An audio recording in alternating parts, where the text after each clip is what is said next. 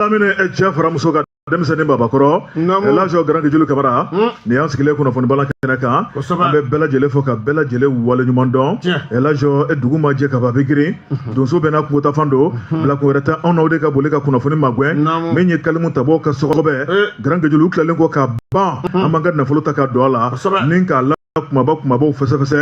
ni k'a la tila ni ɲɔgɔn cɛ sabu jamajɛ baara i b'a fɔ ko cɛ ka fɔ alamisa e ni ne bɛ bɛn nin kumaso belebeleba in kɔnɔ nka baara in tɛ kɛ maa naani kɔ nɛgɛ kɛrɛfɛjuru o bɛ jibi jakiti bolo kabini 5 heures du matin e n'ale bali dayɛlɛ min ye radio jɛgɛfo officiel ani YouTube o bɛ nɛgɛ tigi yɛrɛ bolo n'o ye an bɛ jakiti ye kuma man di da kelen na e ko cogo de Elhadji karamɔgɔ buwan labɛnnen de nalen don n wasalen n nisɔndiyalen n ɲɛ dara sɛbɛnfuraw kan nisɔndiyara e y'a tɔmɔ ka n ta dan kɔrɔ i yɛrɛ y'i ta ta i ko bi alamisa ko anw yamaruyalen don limanaw Mali kɔnɔ Mali kɔ kan ka sɛbɛnfuraw kɔnɔ ko fɛn tɔmɔ k'a lakali u ye bonya ani ladiriya o kɔnɔna la o de kama bi an ɲɔgɔn sɔrɔ o ye tiɲɛ ye Elhadji ma foyi fɔ ni cɛ tɛ o tuma labɛnnen bɛ an b'a dɔn k'a fɔ lamɛnnikɛlaw fana labɛnnen bɛ an bɛ taa nɛgɛ tigi fan fɛ mɔgɔ buwa an y'an don ka fɔlɔ kɛ o kɛra filanan filɛ nin balan dayɛlɛlen don i tɛgɛ don ni bolo ni min bɛnna an k'o lakali Elhadji Grand Guejulu Kamara ne bolo ɲɛ fɔlɔ o ye Nouvelle Horizon ale ko di maa min sɛbɛnni ka tɔgɔ ko Awa Shayibu Tarawele Gafure Awa ko Grand Guejulu min ye sankura sanbɛ foli hali bi a ko bɛ sen na sɛbɛnnikɛla ko a ko dugubila ka fisa ni laadawuli ye ni sankura jɔra Grand Guejulu jamana masakɛbulon la a bɛ jamanadenw wele Grand Guejulu ni ka sanbɛ foli ta ka ɲɔgɔn sɛgɛrɛ sɛbɛnnikɛla ko a ko n'i y'a lajɛ kalo tile 10 kunna sini Grand Guejulu b'a ye k'a fɔ masakɛbulon la jamanakuntigi ye n'o ye général d'armée Assimi Goïta Grand Guejulu maa minnu ye lasigidenw ye faso Mali kɔnɔ a ye wele bila olu ma o ye kɔrɔlen ko ye sɛbɛnnikɛla ko a ko tiga wɔrɔ ɲɔgɔn ko fara ka ca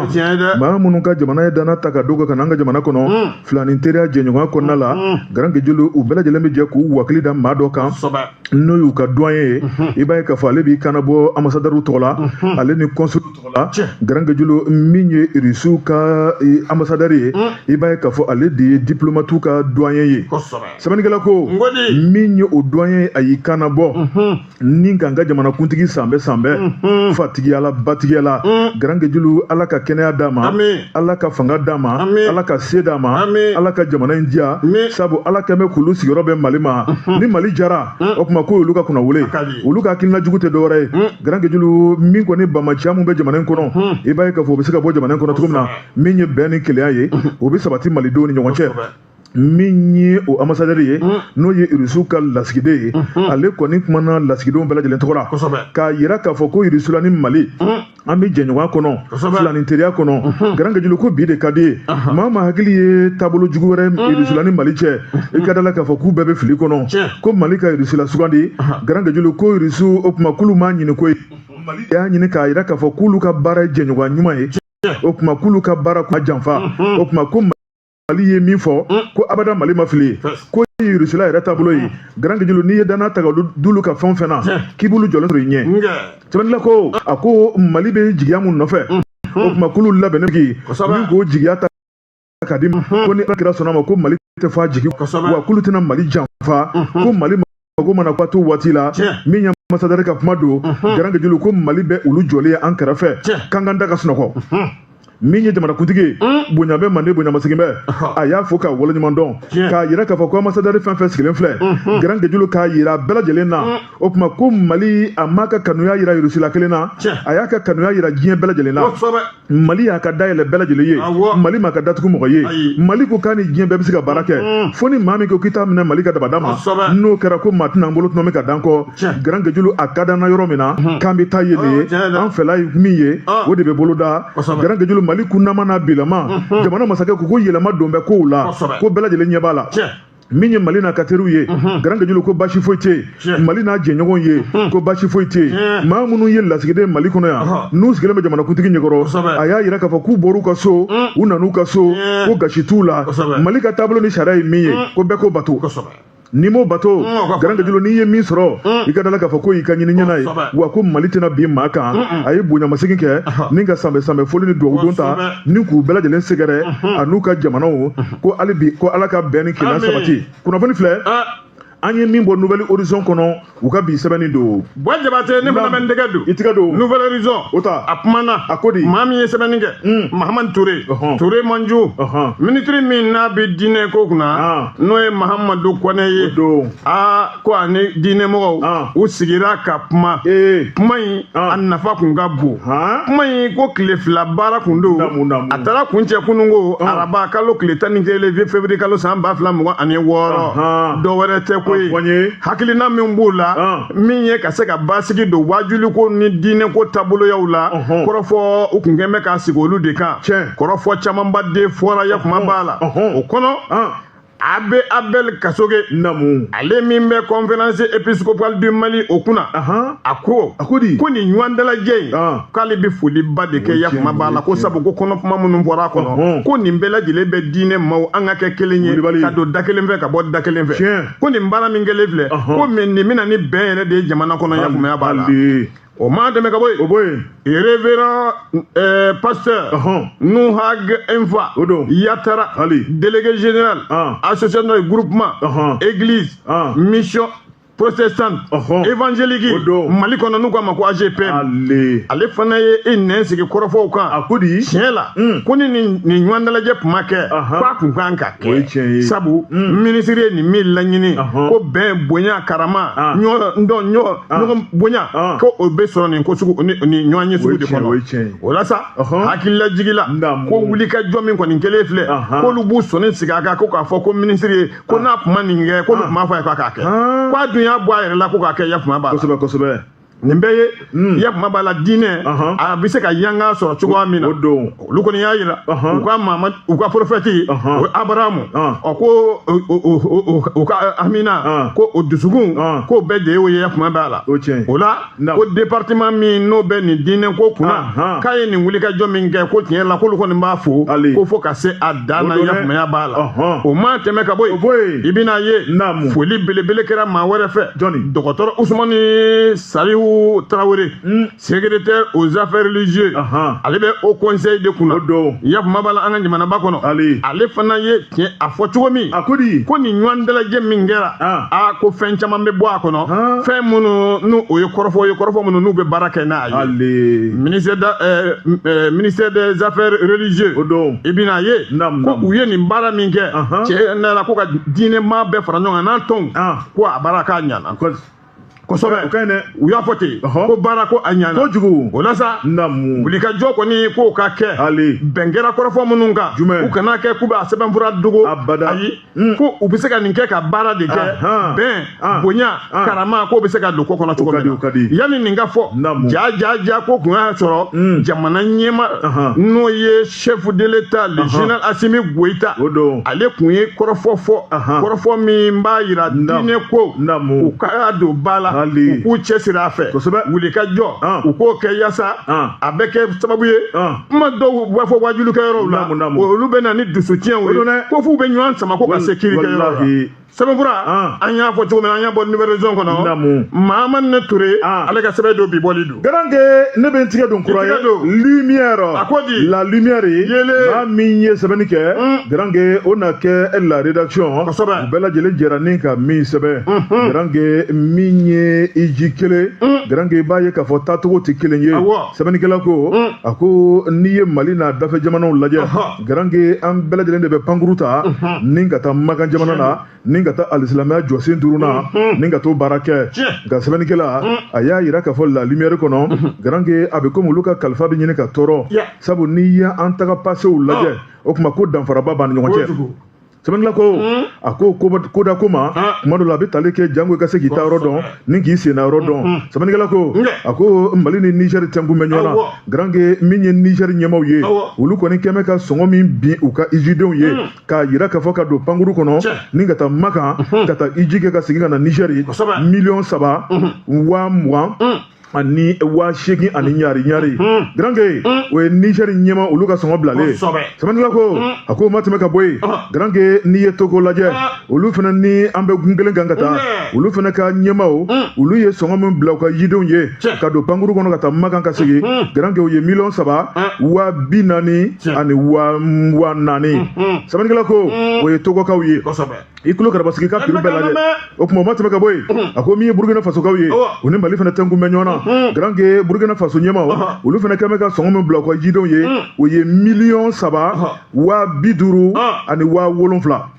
o ye Burkina kaw ye million saba wa biduru ni wa wolonfla grange minye Burkina ma boye grange Faso bale babe gere sebenigala ko ako jamana nyemo kame ka songo fla bla songo folo grange o ye mamunu beta gouvernement fait o ye million nani wa bisaba ani wa saba ani keme fla ani bisheki ani dorome duro mimita gouvernement fait million nani wa bisaba ni saba ani keme fla ani bisheki ani dorome duro oui gouvernement taille grange mamunu beta minye privé la ikadala ka fo luta o ye million nani wa keme ani wa keme ani wa bisaba ani wa duru million nani wa keme ni wa bisaba ni wa duru Mali ka danfara ani Burkina ka danfara Niger ka danfara ani Togo ka danfara grange ko million kelen de ban ɲɔgɔn cɛ o million kelen k'a b'an ni ɲɔgɔn cɛ ka da kun jumɛn na an bɛɛ bɛ zone kelen kɔnɔ grange an bɛɛ bɛ taama kelen de kɛ an bɛɛ bɛ paranya kelen de kɛ grange an bɛɛ bɛ taa baara kelen de kɛ million kelen bɛ Mali ni tɔw cɛ cogo di ko ka ɲɛfɔli kɛ maaw ye million kelen ka ca dɛ a ka ca 1 million grange i bɛ dafa la ka faamu i b'a ko 1 million sɛbɛnnikɛla ko grange min ye o million kelen o min danfara b'an ni tɔw cɛ sɛbɛnnikɛla ko a ko n'i y'a lajɛ ko fan dɔ fɛ ale bɛ ɲininkali kɛ sabu min kɔni ye ala ko ye jango baaraw bɛ se ka nɔgɔ cogo min na grange n'i ye ni jamana tɔw lajɛ a na kɛ n'olu ka jamana ɲɛmaaw olu kɔni ye fan dɔ ta n'o ye subvention ye grange jango taamakɛlaw bɛ se ka caya a ko n'i ye Mali lajɛ a na kɛ ni Mali kɔnɔ yan n'an ka ɲɛmaaw ma subvention ta nin ko in na o tuma k'a bɛ sɔn ka bila o minɛn kɔnɔ dɛ ko n'i dun ye ala ko lajɛ grange ko setigiya ko don maa minnu bɛ taa Makan ka taa alisilamɛya jɔsen duruna kɛ grange f'a nafolo ka sɔrɔ i bolo a nafolo dafalen o ka sɔrɔ i bolo ka sɔrɔ i ma taa ɲini cogo jugu la ala ko grange ko maa ko tɛ ala ko y'a gɛrɛ de ye grange i se bɛ fɛn mun na fɛn mun se b'i ye k'a kɛ ala ko la grange ko de ɲinini b'i fɛ ni fɛn mun se t'i ye grange ko ɲinini t'i fɛ misali la ala ko la ni maa min bɛ jaga bɔ grange fo ka sɔrɔ jaga nafolo o b'i bolo ni jaga nafolo t'e bolo e bɛ jaga bɔ cogo di n'i bɛ taa Makan ko Makan wari ka bolo dɛ tɔw bɛ ka taa e fana bɛ taa Makan tɛ yan ne yɛrɛ dɛ n'a fɔra ko e bɛ mɔgɔ bila ka taa Makan i kan k'a ka musaka bɛɛ di a ka sokɔnɔ musaka a bɛ min to a kɔ wa n'a taara a bɛ ɲɛbɔ fɛn minnu fana fɛ a bɛ fakɔrɔ ni bakɔrɔw sama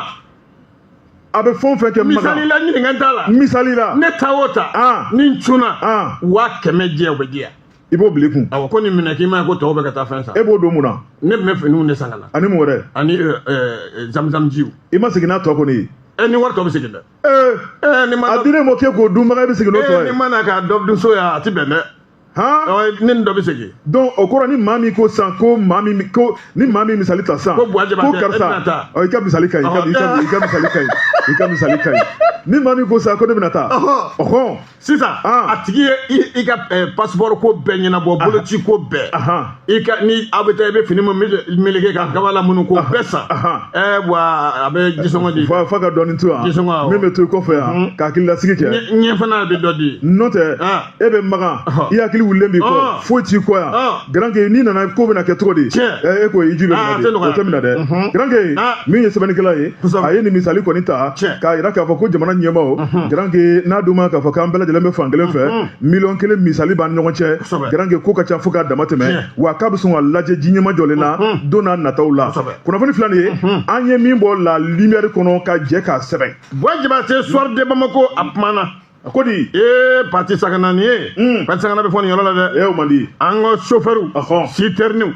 o bolibaw o tun ye baarabila boloda ko y'a bɔ a ma o ka d'an ye y'a bɔ a ma an t'u jɔrɔ la dɛ an jɔrɔ la i bɛn'a ye kunnafoni a b'a fɔ cogoya min na chauffeur minnu n'u bɛ citerne boli convois la ayiwa ko kabini kunungo k'u ye Zolinda dabɔ sabu u bɛ ka taa ka segin kɛ nin waati i bɛn'a ye u tun murutila ka da mun kan binkani waleya min n'o kɛra terroriste fɛ u kan janvier kalo tile 29 2026 sira ka sira min bɛ Kayi ani Diboli ko fɔ k'o kɛra sababu ye u ka chauffeur dɔ olu ni kɛnɛ karabara k'u ko k'olu ka chauffeur tɛ to dalen goudron da la k'u ta u kan ka taa bila yɔrɔ min u ka taa bila yen ko n'o kɔni ma kɛ k'olu fana t'u bolo bila mobili direction na Syndicat national des chauffeurs conducteurs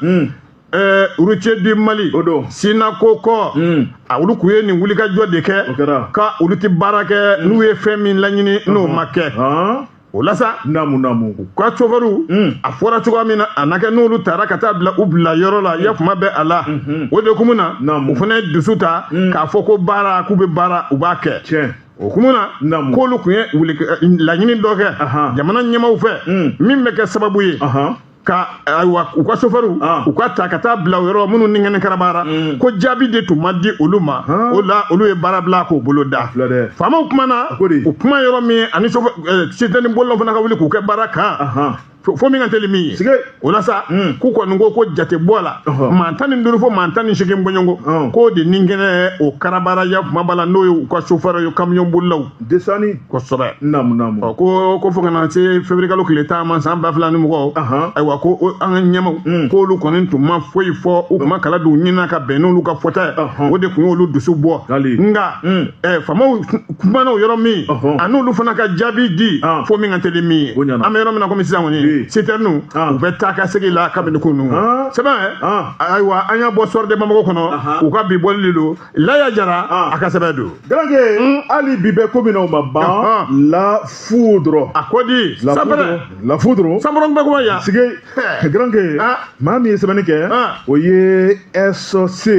Garange a ko min kɔni ye entrepreneuriat ye i b'a ye k'a fɔ farafinna kɔnɔ Garange bolodengɔni ɲɛsin bɛ faso malidenw na i b'a ye k'a fɔ k'an ka baara kɛcogo Garange ko ka ɲi tama sɛbɛnnikɛla ko a ko min ye nin jɛrɛjɛkuluba n'o ye Takador ye sɛbɛnnikɛla ko ale bɛ Gabon jamana la Garange ninnu ye hakili juru cani n'o ye u y'u sigi k'o miiri min ye entrepreneur ye Garange olu de kɔni bɛ nin concours in labɛn i b'a ye k'a fɔ maa minnu ye ŋanaminɛŋanaw ye ni k'olu sugandi Garange ni ka se ka lajɛlifɛnw ta k'a di sɛbɛnnikɛla ko cɛ b'o dɔn o ye yɛrɛbɔ ye a ko kabini nin ko in santalamana i b'a ye k'a fɔ maa minnu dan b'u yɛrɛ la n'o ye entrepreneur ye Garange maa caman y'i kanabɔ faso Mali kɔnɔ yan min ye Ali Yatasa ye ale ye PDG groupe Yatali Garange ale y'i kanabɔ sɛbɛnnikɛla ko a ko yanni maa min bɛ bolodengɔni ta ɲɛsin maa la Garange ni k'o kɛ fɛn ye min ye bolodengɔni kelen k'o ɲɛsin maa la k'o kɛ fɛn ye mun na i t'a ta ɲɛsin yɛrɛ ma ni k'i kɛ fɛn ye sɛbɛnnikɛla ko Garange min ye ni cɛbɔ in ye i b'a ye k'a fɔ farafinna bɛɛ lajɛlen ye entrepreneur ye Garange bɛɛ lajɛlen taara i ka sɛbɛnfura da i bɛ se min na i ye min kɛ ka tɛmɛ wa min b'i bolo programme na Garange min ye ni jɛrɛjɛkulu in ye n'o ye Takador ye Gabonkaw fɛ yen Garange Afrique centrale u y'u sigi k'u miiri ni ka sɛbɛnw lajɛ k'a lajɛ min ye dépouillement k'o kɛ Garange ka bɛɛ ka taabolo ni nabolo lajɛ bɛɛ ka entreprise créer waatiw lajɛ i ye baara kumaba minnu kɛ sɛbɛn ni wulikajɔ minnu bɛ yen maa hakɛya minnu b'i bolo Garange u sina k'a dɔn k'a fɔ nin ko in o tuma k'u ka cɛw fara ka bɔ ɲɔgɔn na min ye vote électronique ye wa o ye musakako ye sɛbɛnnikɛla ko min ye o vote ye i b'a ye k'a fɔ k'u bila ɲɔgɔn dan na Garange min kɔni ye Ali Yatasa ye n'ale ye PDG groupe Yatali ye Garange ale de filɛ ne ka wuli ni bilisi ɲiyɔrɔ sara ye i b'a ye k'a fɔ maa ba 43 777 olu y'a yira k'a fɔ ko lakika la k'ale de ye entrepreneur lakika ye a ka baara ka ɲi sɛbɛnnikɛla ko Garange min y'o jaabi ye o tuma yirala k'a fɔ ko sɔsɔli t'a la sabu ma i dogo ka taa fɛn wɛrɛ kɛ a jaabiw bɛɛ lajɛlen kɛra mansin de sanfɛ o tuma mansin ye min fɔ ka ban garange ko ye Bill Haki ye o tuma min ye jury ye u y'a yira k'a fɔ nin ko in kɔni ɲɔngirila ka ban san 2025 maa min kɛra farafinna bɛɛ entrepreneur min ɲɔgɔn tɛ ɲɔgɔn ma da o de kɛra Ali Yatasa ye PDG groupe Yatali faso maliden don Yatan Karesi kosɛbɛ a bɛ fɔ ten sɛbɛnni la ko Garange i b'a ye k'a fɔ n'i y'a ka Yatali lajɛ Garange entreprise bahu de b'a kɔnɔ nin bɛɛ lajɛlen kun ye min ye malidenw bɛ se ka bɔ baarakɛbaliya la Mali yɛrɛ bɛ se ka bɔ sɛgɛn kɔnɔ Garange ni ka se ka san sɔrɔ cogo min na min ye malidenw bɛ se ka nisɔndiya cɛw n'i minɛ k'a di muso ma k'a di den ma Garange ye maa saba sɔn min ye Yatali ye i b'a ye k'a fɔ a ɲɛmaaba n'o ye Ali Yatasa ye a ko ɲumanya Garange ko ye Ala ko ye min ye jamana kanu o ye Ala dɔn ye Garange ni ka tila k'i yɛrɛ lajɛ k'i ka jamanadenw lajɛ sɛbɛnnikɛla ko i mana fɛn fɛn k'i ka jamana ko la o tuma k'i b'a k'i yɛrɛ ye Garange k'i b'a sɔrɔ i ka min jani na min ye Ali Yatasa ye Garange a y'a yira k'a fɔ ale filɛ ka nin san min sɔrɔ Garange k'a ma sɔrɔ daga sunɔgɔ la dɛ k'a b'a ɲini entrepreneur bɛɛ lajɛlen fɛ bɛɛ lajɛlen ka wulikajɔ kɛ i ka da la k'a fɔ n'i ye entreprise sigi Garange k'i ye koba de kɛ sabu entreprise kɔnɔ maa minnu b'a kɔnɔ u bɛɛ lajɛlen bɛ tɔrɔmɔɲɔn de sɔrɔ ka t'u ka denbayaw balo ni k'u ka jamana balo min ye jury ye Garange nin ko in bannen kɔ ka ban ko labɛnnaw u ye enveloppe ta k'a d'a ma n'o ye sefo wari $25,000 ye o ma tɛmɛ ka bɔ yen u ye trophée d'a ma u ye attestation d'a ma ka tila ka kumakan duman da o kan min ye Ali ye a ko nin $25,000 Garange k'ale fɛnɛ y'a kanu ni k'a ta k'a di dɛsɛbaatɔ yatimɛw ma Garange u bɛ se ka fara u bolo kan cogo min na o tuma sabu Ala kɛmɛ ka fataw k'a ye min ye ɲɔgɔn dɛmɛ ye Ala ko don Garange o ɲɔgɔn dɛmɛ don Ala baara ko ye waati bɛɛ lajɛlen ale ka entreprise kɔnɔ san nana sɔrɔ kɔlɔnda ɲiginnen don Ali Yatasa ye Garange min kɔni entrepreneuriat ye ko a jidilen don jamana in kɔnɔ fo ka se kundama ma a b'a ɲini maliden bɛɛ lajɛlen fɛ an k'an jilaja an k'an bolo di ɲɔgɔn ma ko l'union fait la force kunnafoni filɛ nin ye an ye min bɔ la foudre kɔnɔ u ka bi sɛbɛnnin don Garange Julu Kamara jɛgɛ bɛ ji dɔn o tɛ daga kɔnɔ jɛgɛ ye dɛ o tɛ daga kɔnɔ ji ye dɛ n bala tɔgɔ bɛ di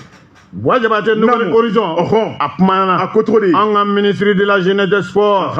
Abdul Kasim ayiwa farikolo ɲɛnajɛ kɛbaw n'o ye a karamɔgɔbaw ye ko a n'u ye ɲɔgɔn kunbɛn kɛ a ka di a ka di dɛ i b'a dɔn kamalen tɛ dɔgɔtɔrɔ en criminologie o don a b'a sen da yɔrɔ dɔn a b'a kumakɛ yɔrɔ dɔn a b'a ta yɔrɔ fana dɔn n'i ye namasafara fɛnɛ Kasimu ɲɛ cogo cogo a b'a pan kunna o ka di o ye hakili ka ban ayiwa ko nin hakilina in n'o ye ministre Abdul Kasim Ibrahima Fɔnba ayiwa dɔwɛrɛ tɛ a ko de a bɛ se ka wuli ka jɔ kɛ cogoya min na farikolo ɲɛnajɛ a bɛ se ka sɛbɛkɔrɔ dilan ka kɛ buna hadamadenw sago ye cogoya min na kɛrɛnkɛrɛnya sa ndolati a bɛ fɔ o de ma ko football o ye tiɲɛ ye u y'o ta o tɔgɔ ma n'o tɛ farikolo ɲɛnajɛ bɛɛ lajɛlen bɛ a la i bɛna ka na ye k'a n'u sigira ka kuma dɔwɛrɛ tɛ ɲɛtaw bɛ se ka sɔrɔ kow la cogoya min na faamuyaw bɛ se ka sɔrɔ kow la cogoya min na an'u ye sariyakisɛ dɔw ta sariyakisɛ min bɛ se k'a to farikolo ɲɛnajɛ a bɛ kɛ cogoya min na n'a kɛcogo u y'u da don olu bɛɛ lajɛlen la yakuma b'a la jumadon février kalo tile 6 san 2026 u ka sariyakisɛ u ka kuma CM numéro 2026 05 SGG i bɛna ka na ye ko présidence la général d'armée Assimi Goïta président de la transition chef de l'État o projet d'ordonnance k'u y'o bolo u sɔnni sigi a kan bɛnkan ka tɛmɛ ni o ye numéro 20 2017 037 14 juillet 2017 projet ni yakuma b'a la ministre Abdul Kasim Ibrahima Fɔnba ale de nana ni a sɛbɛnfura bɛɛ lajɛlen u ka conseil des ministres la jɔn kɛra a ma sabu u y'a bɛɛ lajɛlen minɛ ni bonya ye o la sa kɔrɔfɔ min kɔni fɔra a la ko dɔwɛrɛ tɛ farikolo ɲɛnajɛ a bɛ se ka sanayɛlɛ sɔrɔ cogoya min na bɛɛ b'a dɔn an ka Maliba a gouvernement u ma to kɔ farikolo ɲɛnajɛ a dɛmɛni la kɛnɛw bɛ dilan cogo min na denmisɛnw yɛrɛ bɛ dɛmɛ ten kɛbaw bɛ dɛmɛ u n'a taw ta ayiwa nin waati kɔni na i bɛna ye u ye wulikajɔ dɔw kɛ san caman tɛmɛnen u bɛn kɛra fɛn minnu kan o tɛ ka siraba sɔrɔ siraba tɛ sɔrɔ min u b'a yira loi kura u bɛna olu ta yakuma b'a la min kɔni b'a to bɛɛ lajɛlen dusukun a bɛ se ka lafiya cogo min na loi du 14 juillet 2017 i bɛna ka na ye ayiwa u ye wulikajɔ kɛ o kɔnɔ yaasa hali an ka région kɔnɔ jamana yɛrɛ kɔfɛ farikolo ɲɛnajɛ a bɛ se ka ɲɛnata sɔrɔ cogoya min na a kɛcogo n'a kɛcogo ɲuman o ka don ba la o ka di yɛlɛma k'o bi don olu bɛɛ lajɛlen la yakuma b'a la kosɛbɛ i bɛn'a ye naamu hali n'a fɔra ko a kalafili kɛcogo o ka kɛ ɲuman o fana la yakuma b'a la k'u sigilen k'o bɛɛ lajɛlen kɔnɔ olu kɔni tɛ dɔwɛrɛ la denmisɛnw ka ɲɛta o bɛ se ka kɛ sababa ye cogoya min na an bɛ yɔrɔ min na e komi sisan sɛbɛnfura an y'o de fɔ n ka ɲɛ bɔ nouvelle région kɔnɔ u ka bi bɔli yakuma b'a la Alifa So a ka sɛbɛn don Elhadji Grand Kejo la hali bi ne bɛ n tigɛ don la lumière ye ale ko di Grand Ke ni ala ma ni basi ma kɛ ko la Grand Ke bi kunya o b'a sɔrɔ an bɛ ko in kan ka ban n'o ye kalo kelen daminɛ ye sunkalo tile 30 e terikɛ de don ne ma bɛɛ terikɛ don silamɛ bɛɛ terikɛ don silamɛ bɛɛ Grand Ke sɛbɛnnikɛla ko n'o ye Isa Tarawele Isa ko Grand Ke min ye kalo lɔhɔrɔmaban ye n'o ye alisilamɛw ka nin kalo sanumaban ye arijinɛ sɔrɔli kalo Grand Ke a tɔ tora juwakun kelen sɛbɛnnikɛla ko alamisa don o b'a sɔrɔ alisilamɛw kɔni ye baara daminɛ ka ban a ko fɛn minnu kan ka kɛ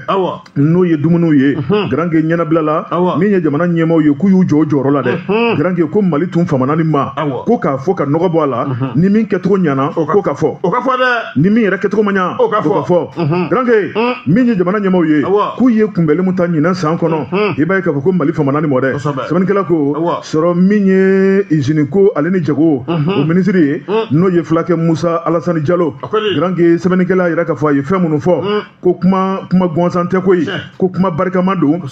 wa a kɛra kɛcogo la sɛbɛnnikɛla ko o kuma min ye sugu kɔni mɔmɔlen k'a lajɛ jamana yɛrɛ ye prix minnu fɔ feerefɛnw na Grand Ke bɛnkan minnu kɛra jamana ni juraw cɛ min ye usinetigiw cɛ Grand Ke ko fɛn fɛn fɔra ko a bɛɛ bɛ ka k'a kɛcogo la sɛbɛnnikɛla ko a ko dumuniw la mandi o de ye sukoro tulu nɔnɔ sogo sunkalo kɔnɔ sɛbɛnnikɛla yɛrɛ k'a fɔ fɛn fɛn fɔr'o la k'a bɛɛ prix b'a nɔ na foyi ma fara kan wa fɛn ma fara kan fɔlɔ fɛn tɛna fara kan bɛn kɛr'o ma sɔn kɛr'o kan sɛbɛnnikɛla ko a ko nin kuma in ma fɔ usinetigiw kɔ a ma fɔ jagokɛlaw kɔ a ma fɔ ASCOMA yɛrɛ kɔ n'o ye association des consommateurs ye Grand Ke ko bɛɛ lajɛlen jɛra ni ka lajɛ kɛ Grand Ke bɛnkan kan ka kɛ min ye o tuma min ye sɔrɔ kan ka kɛ bɛɛ fɛ cogo min na k'u bɛnn'o de kan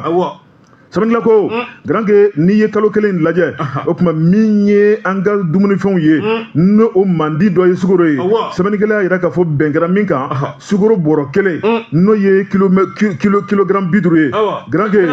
50 kilo a ko o sɔngɔ ye min ye 24 500 wa naani ani kɛmɛ kɔnɔntɔn 24 500 bɛn kɛr'o ma sɔn kɛr'o kan n'i y'o lajɛ ani salon kelen tɛ dɛ u tɛ kelen Grand Ke o ma tɛmɛ ka bɔ yen bɛn kɛra min fana kan n'o ye tulu ye o butɔn litiri 20 bɛn kɛra min kan k'o fana sɔngɔ 20 000 francs wa naani tulu litiri 20 o sɔngɔ 4000 Grand Ke bɛn kɛra min fana kan sɛbɛnnikɛla ko n'i ye nɔnɔ ale kilo 5 o bɔrɔnin bɛn kɛra min kan o sɔngɔ 12 500 2 ni kɛmɛ 5 k'o tɛ yɛlɛma maa si tɛ dɔrɔmɛ kelen fara kan sɛbɛnnikɛla ko Grand Ke munumunu salo kɛra min ye bozola lanpani kɔrɔ Grand Ke ka taa bila Medina Kura ka taa bila juwa fiyɛ belebelebaw la min ye sɛgɛsɛgɛlikɛlaw fɛ a yɛrɛ k'a fɔ min fɔra jamana ɲɛmaaw fɛ a bɛɛ prix b'a nɔ na jura dɔw yɛrɛ ko Grand Ke ko dugu ka gɛlɛn nin waati la Grand Ke ko maa si kana layi k'i bɛ dɔ fara gɛlɛya kan jamana ɲɛmaaw Grand Ke ko an ka t'u kɔ sariya kɔnɔ n'u ye fɛn fɛn fɔ Grand Ke ko maa si kana sariya bonda k'u sago sɛbɛnnikɛla ko min ye sannikɛlaw ye maa caman yɛrɛ k'a fɔ ko jamana ka gɛlɛn nka u n'a ta o ta jamana ɲɛmaaw Grand Ke k'u ye effort belebeleba kɛ ni ka se ka feerefɛnw sɔngɔ bila nin na ko tiɲɛ don ko wari tɛ yen dɛ nka k'u kan ka fo sɛbɛnnikɛla ko Grand Ke min kɔni ye an ka dugu an bɛ don min na ko bi k'a fɔ de ko sukoro bɛ dɛsɛ nɔnɔ bɛ dɛsɛ tulu bɛ dɛsɛ walima sogo bɛ dɛsɛ ayiwa ko bɛɛ k'i da ka sunɔgɔ ko kuma t'a la sabu min ye labɛn mun sabatilen bɛ ka sunkalo kɛ k'a ban ka tila ka sukoro kɛ k'a ban Grand Ke ko b'a sɔrɔ hali bi sukoro tɔ bɛ jamana in kɔnɔ o tuma min ye an ka baganw ko Mali yɛrɛ ye bagan mara jamana ye k'a fɔ de ko bagan bɛ dɛsɛ Mali kɔnɔ ko kuma t'a la feerejugu kɛ ko bɛɛ k'o dɔn yɛrɛ ye maa yɛrɛ kan'o f'i ye Grand Ke ko n'i ye feerejugu kɛ ka nafolo sɔrɔ feerejugu kɔnɔ e min yɛrɛ o kɛ k'i b'i sigi k'i miiri dusukun na ko e ye ɲuman kɛ wa a wari bɛ kɛ mun ye ɲininkali gɛlɛn i bɛna sini sɔrɔ yan i bɛna sini sɔrɔ n'a wari ye garanke min ye adamaden ye i mana kɛ diinɛ o diinɛ la ko bɛɛ kan ka jɔrɔ i dayɔrɔ la i mana ko k'o kɛ i b'i miiri dayɔrɔ la sabu k'an bɛ yɔrɔ min na an t'an to yɔrɔ la garanke ko nin ye diɲɛ sotigi kɔnɔna garanke ko diɲɛ bɛ ban min tɛ ban k'o ye badabada ye k'o de kan ka kɛ bɛɛ ka miirina ye ni ka yen labɛn ka bila wa ko lahara bɛ labɛn diɲɛ kɔnɔ n'i ka kɛ wale ɲuman ye ala k'an bɛɛ kɛ ɲumankɛla ye kunnafoni filan de an ye min bɔ la lumière kɔnɔ Isa Traoré ale ka sɛbɛnni don. Balimakɛ. Naamu. Ale ka jate in bɛ 20. O cayara ɲɛkɔrɔ. Cayara ɲɛkɔrɔ. Ayiwa garanke. A bɛɛ cayara dɛ. Waati bɛɛ n'a kɔnɔ ko tɛ. Awɔ. Ko ni ko min kuma sera garanke b'i labɛn ka bɛn n'o ye. Kosɛbɛ. Tulu litiri 20 4000 o tuma i bɛ fɛɛrɛ ni dabali de kɛ ko 4000 ɲini ka butɔn 3 ɲini ka 1 bila Nana fɛ yen ka 1 bila Togo fɛ yen sabanan jɔn ye ka Kaja fɛ yen o tuma k'a daminɛ bi la sa ni maa min b'a ka tulu bitɔn 1 o kɔrɔ ko garanke yɛlɛma don ko la garanke an bɛ taa jibi fan fɛ an bɛ tila ka na. Karamɔgɔ Buwa Jabatɛ an lafiyalen nana tuguni an bɛna an tɛgɛ don bala kɔnɔ ni tigɛ ni min bɔra i b'o lakali maaw kɔrɔtɔlen don an kɔrɔ ko an k'a da don sira filɛ. Elajo Garanke Julu Kamara i ma foyi fɔ ni tiɲɛ tɛ siga na fiɲɛ bɔ bɛ kɔmɔ suruku kan ja Garanke min ye tako filanan ne bolo ɲa o de ye 22 septembre maa min ye sɛbɛnni kɛ Garanke o ye la rédaction ko Garanke min ye an ka faamaw ye n'o ye forces armées maliennes ye Garanke sɛbɛnnikɛla ko min ye n tanan kan ka f'u ye sabu dugu jɛko 20 ni ta Garanke min ye ŋanaminɛŋanaya an b'o de boloda ka ɲɛsin maa jugu ma sɛbɛnnikɛla ko Garanke dugu jɛko 20 ni tan kibaruya dumanw de bɛ ta ka di jamanadenw ma n'o de ye Bamanchu fali ye sɛbɛnnikɛla ko Garanke Mali tɛ baga maa ma min ye Mali jamanakuntigi ye Garanke a munnen don a sabalilen don wa a tɛ kɛlɛ fɛ a tɛ mankan fɛ o bɛ cogo min na malidenw bɛɛ bɛ ten fo ni maa min ko kɛlɛ ka di ye wa n'i ko kɛlɛ ka di ye Garanke o tuma n'i nana ka na n jɔlen sɔrɔ i b'a dɔn k'a fɔ min b'a la sɛbɛnnikɛla ko Garanke an b'o de bunna ko kan bi min y'an ka sanfɛ kɛlɛkɛlaw ye n'o ye armée de l'air ye sɛbɛnnikɛla ko dugu ma jɛ ka ban olu bɛ patrouille de munumunu Garanke avion de bɛ tile munumunu na yɔrɔ la a ko munumunu tɛ dɔwɛrɛ ye Garanke Bamanchu ɲa dan bɛ yɔrɔ minnu na ni k'a bɛɛ lajɛlen gosi ka bɔ yen min ye Bamanchu ye u ka ŋaniya juguya bɛsɛngɔniya o bɛ ka kɛ ka yɔrɔ minnu sɛgɛrɛ Garanke ni k'a bɛɛ lajɛlen gosi ka bɔ yen sɛbɛnnikɛla ko a ko jamana dugukolo in fiyɛfiyɛ de ka bon n'o tɛ an bɛ don min na ko bi Mali armée a bɛ wuli ka jɔ min na jamana in lakanani ko la Garanke n'a y'a sɔrɔ jamanaba tɛ san ma sɔrɔ nin ko in banna mɛnna nka Mali dugukolo Garanke a ka bon fo ka dama tɛmɛ o ye ala sɔn ye o ye garisigɛ ye diɲɛlatigɛ kɔnɔ bɛɛ lajɛlen n'a sɔn fɛn don sɛbɛnnikɛla ko Garanke o n'a ta o ta Garanke min kɔni ye Bamanciya kɛlɛli ye i b'a ye k'a fɔ Mali armée u ye kibaruya bɔ k'a sanna yɛlɛ ni k'a jira k'a fɔ Garanke n'i ye an ka jamana kɔrɔnfɛ bolo lajɛ kɛrɛnkɛrɛnna min ye Tɔnbukutu marabolo ka taa Lere gun kan Garanke Bamanchu ka danna juguya o tun ŋaniya bolo dalen bɛ k'a ɲɛsin armée ma u y'u bɛɛ lajɛlen bila ka taa lahara sɛbɛnnikɛla ko o ma tɛmɛ ka bɔ yen Garanke min ye o jɛrɛjɛkulu o tɔgɔ ye ko EEI n'o ye État islamique maaw ye sɛbɛnnikɛla ko a ko o min kɔni ye Lere tɛmɛnen kɔfɛ Garanke u y'u munumunu salo ka na min ye Dakagun kan Segu bolo kan sɛbɛnnikɛla ko ka taa bila min ye Masina bolo ye i b'a ye k'a fɔ u taara Bamanchu ni diɲɛ fara ka bɔ ɲɔgɔn na ni k'u bila ka taa lahara o ma tɛmɛ ka bɔ yen Garanke sɛbɛnnikɛla ko min y'o pankuru kelenw ye olu bɛ munumunu salo mun n'an ka jamana kɔnɔ waati bɛɛ lajɛlen u y'a yira k'a fɔ ka bɔ Segu ni k'i kun da Sikaso kan u taara Bamanchu ni diɲɛ fara ka bɔ ɲɔgɔn na sɛbɛnnikɛla ko Garanke b'a ye k'a fɔ nin ye nisɔndiyabaw de ye maa minnu bɛ yen n'u fara ka taa lahara Garanke ko nin tun ye tiɲɛnikɛlaw de ye wa caman bɛ yen denmisɛnnin fitininw Garanke hali dɔw tɛ se marifa kɔrɔ k'u nɛgɛ k'u su k'u bila tiɲɛni na k'u nɛgɛ ka minfɛnjugu k'u kɔnɔ k'u ɲɛnamini k'u bɔ hadamadenya la ka t'u yɛrɛ bila u faliko la maa min tɛ se kɛlɛ la a tɛ se marifa cili la e bɛ marifa d'o ma k'o nɛgɛ k'o su k'o bila marifa dɔnna na k'o nɛgɛ k'o su k'o bila gɛrikɛla la i y'a dabɔ mun kama a ka taa yɛrɛ fa fu a somɔgɔw ka bɔnɛ la Garanke yaasa min kɔni ye denmisɛnninw ye u somɔgɔw kana bɔnɛw la min ye dɔw yɛrɛ ka du kana ci Garanke bɛɛ lajɛlen k'i sigi k'i miiri ni ka jateminɛ kɛ sɛbɛnnikɛla ko k'a dɔn k'a fɔ n'i ka maa bɛ tiɲɛni na bɛɛ b'i ka maa ka sira dɔn